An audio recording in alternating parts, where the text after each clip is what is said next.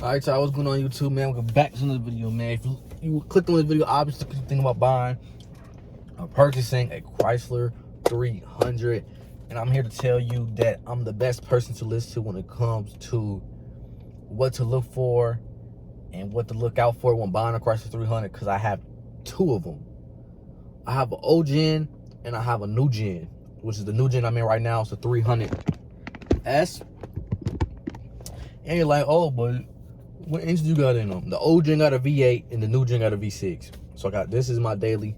The V8 gonna be my, you feel me, pop out car, things of that nature, right? So what to look for when you buying the car is pretty fucking simple. To be honest, I haven't had no problems with my car, knock on wood. None of them I had problems with for real, other than my brakes fucking up. But that's just because my pops was being lazy and didn't want to put brakes on my car. So my brakes ended up locking out and I spun out and shit. So I had to put new brakes on my car because I needed brakes bad and shit. I be sliding and shit. I was sliding and shit. And I needed tires. But that's like user error type shit because I wasn't holding up with the maintenance. So what I will say is, with both these cars, no matter if you got the new gen, old gen, V6, V8, you gotta keep up with the maintenance. Because everybody say, oh, these cars are unreliable. This car unreliable. This car is one of the most reliable vehicles on the fucking market at an affordable price, no matter if it's a V6 or a V8, as long as you keep up with it maintenance wise. You gotta keep up with it maintenance wise. What to look for when you go to the dealership or you buying it off somebody is, especially with the older gen models, you have to look underneath the car, underneath the wheel well. Because usually on the old gen models, that's where all the rust is. Usually there's a lot of rust on the fenders of the old gen models. Obviously V8s, in the older gen models, you're probably gonna have a Hemi tick, but that's normal. That doesn't mean something's wrong with the car or the engine's about to blow, nothing like that. It's just that with the old gen models, bro, it's just an old car, you feel me? So most of the time they're gonna have 70K or more fucking miles on this. So of course, you feel me, it's gonna have a Hemi tick. That's nothing to be like scared of or nothing like that. Just as long as you keep up with the maintenance, the Hemi tick doesn't mean a fucking thing for real.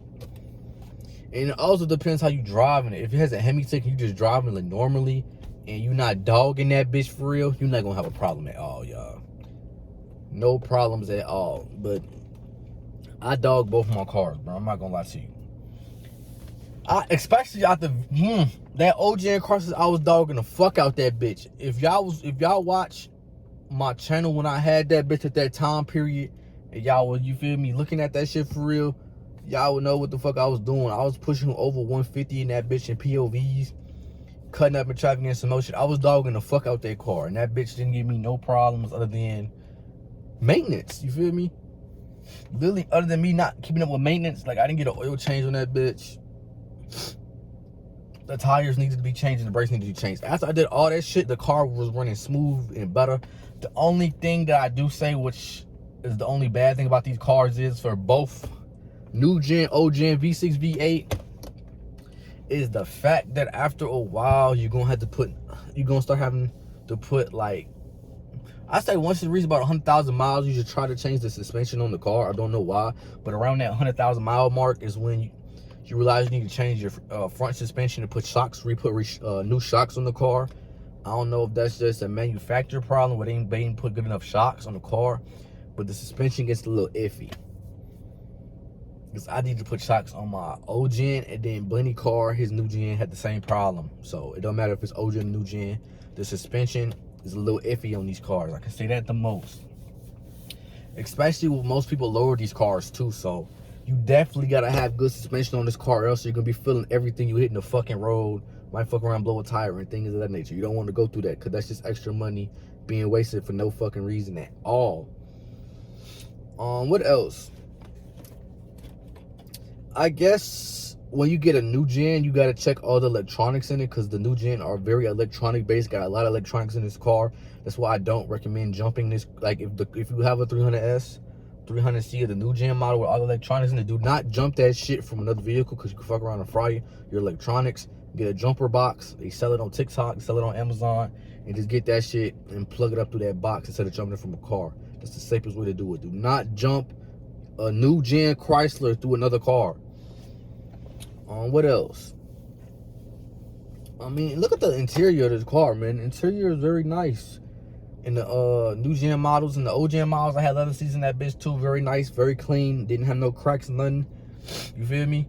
The old gen model I bought it with 100,000, a little less than 100,000 miles on. I think it was like 98 or some shit. And didn't have no problems. This one I bought with 68,000. I put 70,000 already. Well, I bought it with 68,000. Now it has 70,000. So I put 2,000 miles on this car and I bought it in November. I need an oil change at 73,000, so I still got 3,000 miles to go. The only thing I'm noticing right now is when I don't drive my car, no matter if it's 2 days, 3 days, sometimes when I come outside, I try to start my car, the brake is tight as shit. The brake's tight as shit, and I have to press it a couple times, put it in ACC mode, turn it off, press it, put it in AC mode, turn it off, off, on, and it finally turns on. So I'm starting to think that's a battery issue, because it feels like if the car is dead and it just doesn't want to turn on. Because my homie Bunny, if I watched that vlog, he bought a Chrysler 300S the first day he came out here. We was some videos in his car. We had the lights on and shit, and this car battery went dead, and that's how the brake felt. So I'm starting to think I just have a bad battery, or I have a bad fuse somewhere. So I probably need to change that shit out ASAP. So that's the only thing that I had a problem with so far in this car since I got it, is sometimes it acts like it just doesn't want to turn on and the fucking brake is tight as shit. But other than that, I have no problems. I have no complaints. These are some of the best vehicles, most fun vehicles to fucking drive. And that's coming from me driving a Charger, a Challenger, a Durango. What else have I drove? I drove 2 Kias, even though that's not like nothing to brag about. I drove some Hondas, you feel me? Yeah, I drove a lot of different vehicles. So I would say this is like the funnest car that I drove in, both vehicles, V6 and V8. Do not sleep on the V6 models, man. Don't feel like you have to get a V8 in these vehicles to have fun in them, bro. These bitches do get up, got double sport mode option in this bitch. You feel me? You do not have to get a V8 all the time to have fun and drive fast, things of that nature, bro. With a V6, you are faster than most people on the road anyways, just being honest. So don't feel like you're getting bullied to get a V8 from your friends and shit. Nothing's wrong with a V6, bro. And I have both. So don't think I'm just saying that shit because I got a V6, bro. I got both cars. I got V6 and V8 gang.